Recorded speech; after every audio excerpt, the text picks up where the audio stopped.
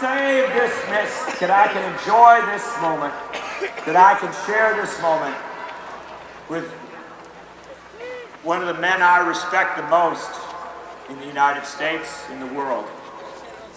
A man who came from humble beginnings, who was discriminated against, who 50 years ago this year got arrested for the first time trying to integrate a Southern library. The protest was to dress up in their best Sunday clothes and go in and read books. I think teachers could appreciate that.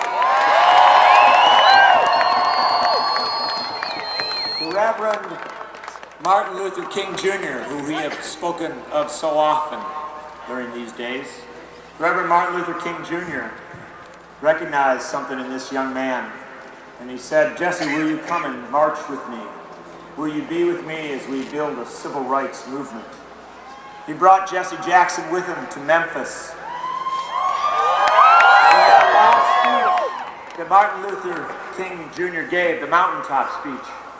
If you read it, you will find several paragraphs talking about a young preacher named Jesse Jackson and saying how he was raising these issues of economic justice back in 1968.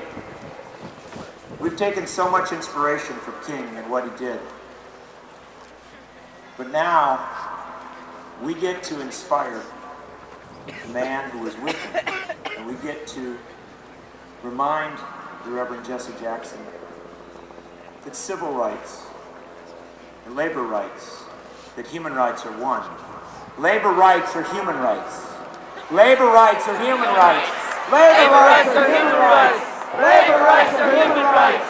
Labor rights are human rights.